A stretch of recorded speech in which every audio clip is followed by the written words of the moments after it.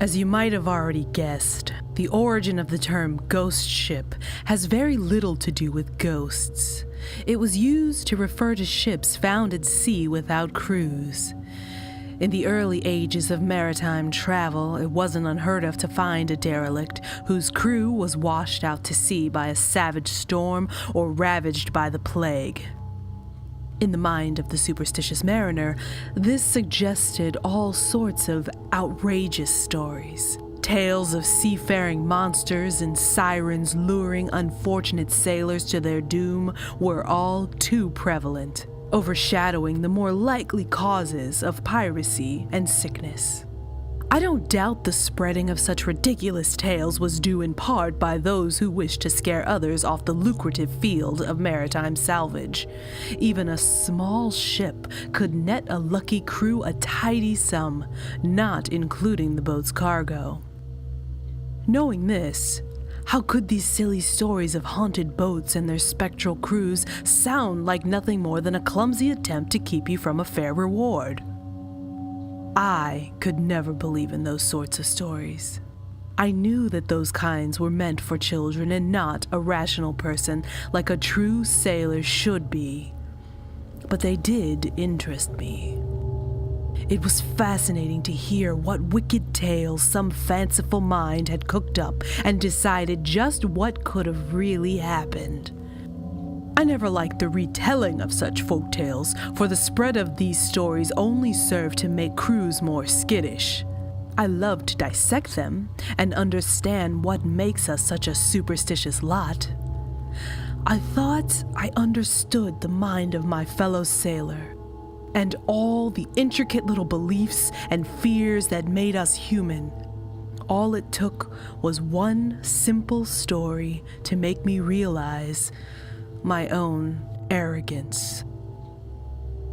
I'm going to break one of my rules by telling it to you, but try to understand this is more for your benefit than mine. Take from it what you will, but don't think for a moment that I'm just trying to frighten you with silly ghost stories. It doesn't matter whether or not the tale is real, just that you understand the underlying message. There was once a young man who had grown up in poverty and wanted nothing more than to escape his hard life on land for a more adventurous one at sea. At the age of 16, he ran away and joined the crew of a tramp steamer out of New York. Of course, he had to lie about his age, but the captain understood his situation. It was a harsh adjustment for the boy, but he managed admirably. The shifting waves of the open ocean are far less hospitable to a man's stomach than the solid ground of land. As the newest crew member, he had a great many things to prove, and the best way to prove them was to take any and every job asked of him. Unfortunately, these jobs were always the least desirable ones, often tedious and sometimes dangerous.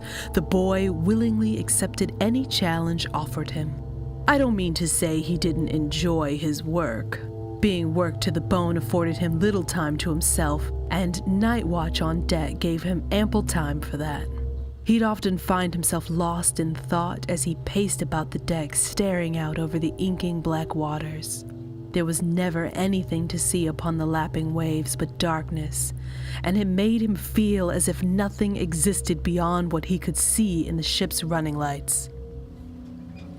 It was on one such night that the boy found it. He actually heard it before he saw it. The sound mingled with the crash of waves against the hull, giving it a strangely musical tone. It was like the stretching of metal upon metal, but conducted by an orchestra. A strange, lonely, yearning call. Or so thought the fanciful mind of a boy, not yet a man. In the direction of the sound, he could see the faint lights in the distance. Though it hadn't been foggy that night, the water particles in the air made the light look gaseous and unnatural.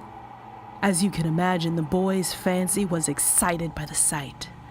Though he didn't believe in ghosts or monsters at sea, he was by no means curious.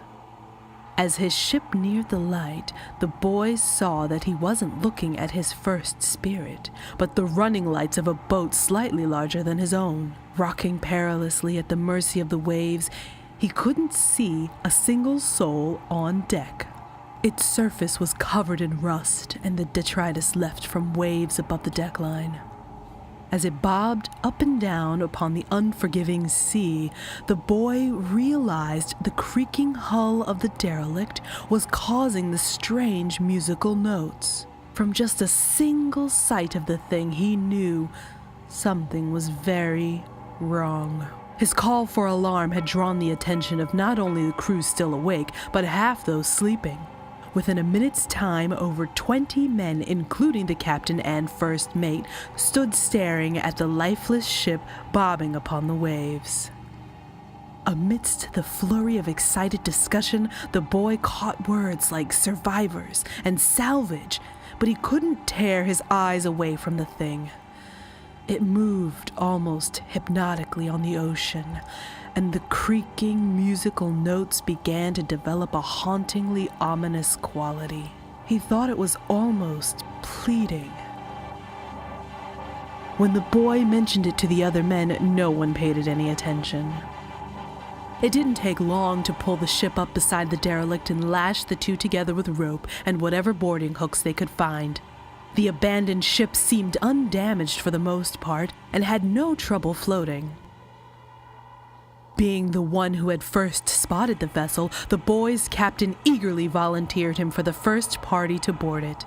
He was understandably nervous about setting foot on the ship, but his duty was clear.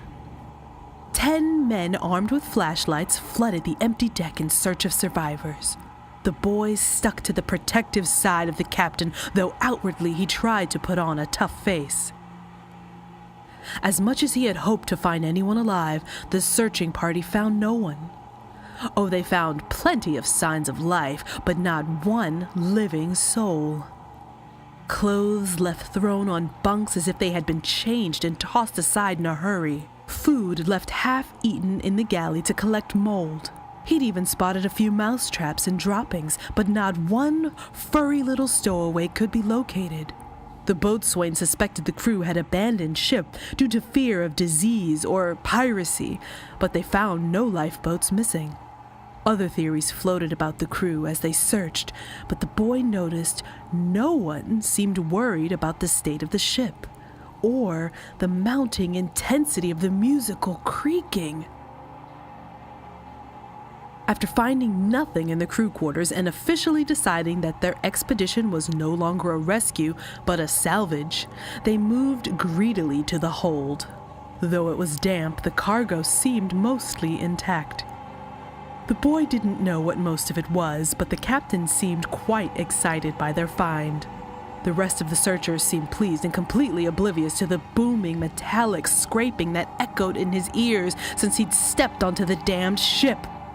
It had never been this loud. There was no doubt in his mind that the musical creaking came from here, the belly of the ship.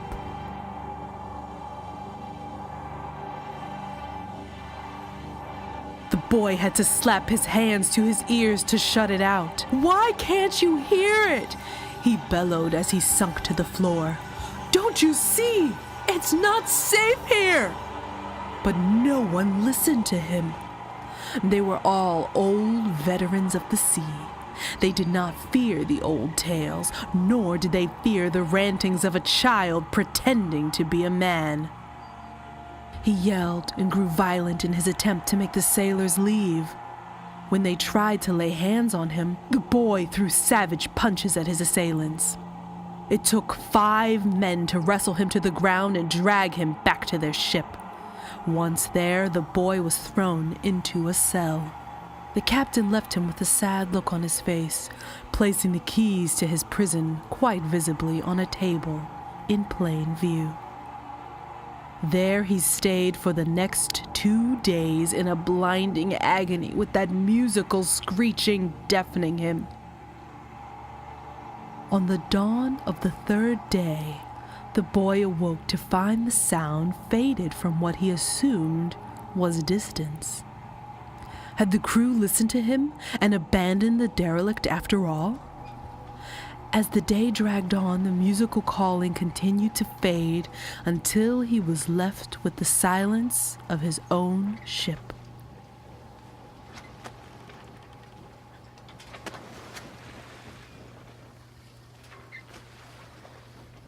Silence. No hum of motors or clomping footsteps. No voices. No one had come to give him his meals. His stomach twisted painfully as the implications ran through his mind. He had to get out. The flimsy frame of his cell's bed came apart easily, offering up a straight metal pole long enough to hook the table legs. Within minutes, he'd pulled it close enough to grab his cell's keys off its surface and throw open his cage. However, the joy of freedom was overshadowed by his growing sense of dread. There was nothing but the echoing sound of groaning metal to greet him. The boy found his ship in a state much like he'd expected. No signs of a struggle, but not a single sailor on board but himself. Just like the derelict, food had been left partially consumed and clothing left on floors and bunks as if forgotten. What little he knew of the operation of the ship, he could tell that the engines and boiler had been left to idle and eventually died from lack of attention.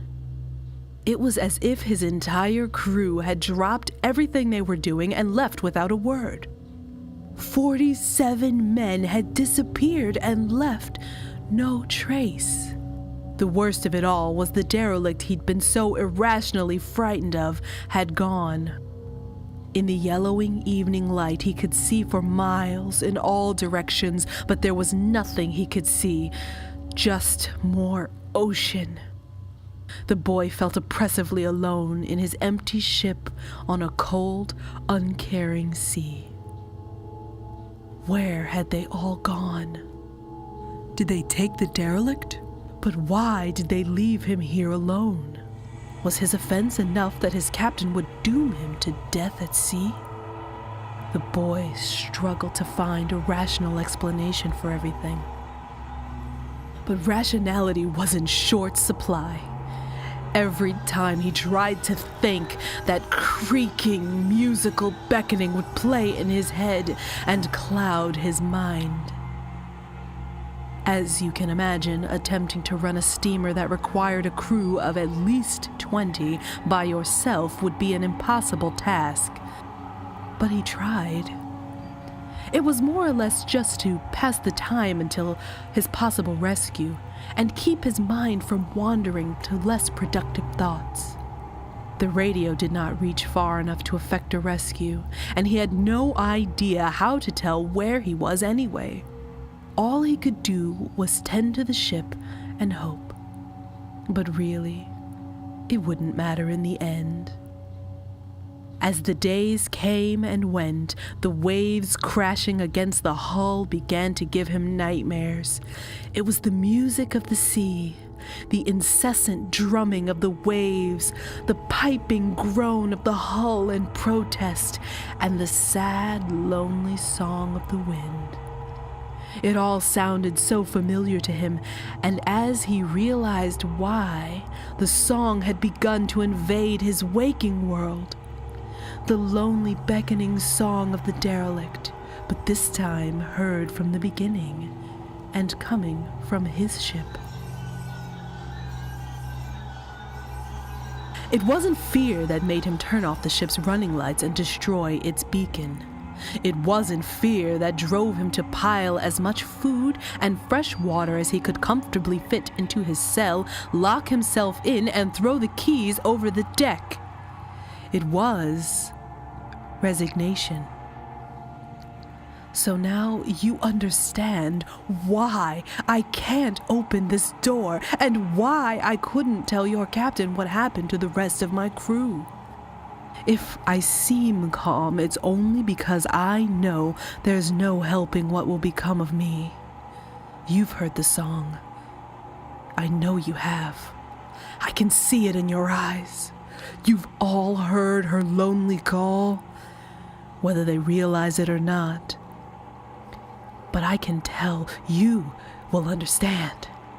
If you truly want to know what happened to my fellows, then by all means stay. I suspect I shall join them soon. I have no doubt you'll never hear a word from the derelict or my crew again, and anyone who stays on this vessel will likely disappear as well. Laugh if you like. Call this a silly ghost story. It doesn't matter in the end.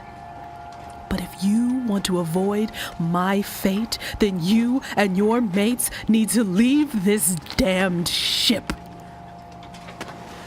You're probably wondering what brought this curse upon our heads. I did. Was it something in the hold of that evil derelict? Was it something in the air, or was it really a ghost ravenous for the souls of the living? Like I said, I don't know myself, but I have my suspicions. I'm sure you do as well. The superstitions of the past aren't lost on me now, and I wonder if the old belief that a boat without a crew cries out in pain, in loneliness. You can hear it now too, can't you? The song? It's the call of the one true siren. A ship with no crew is no ship at all.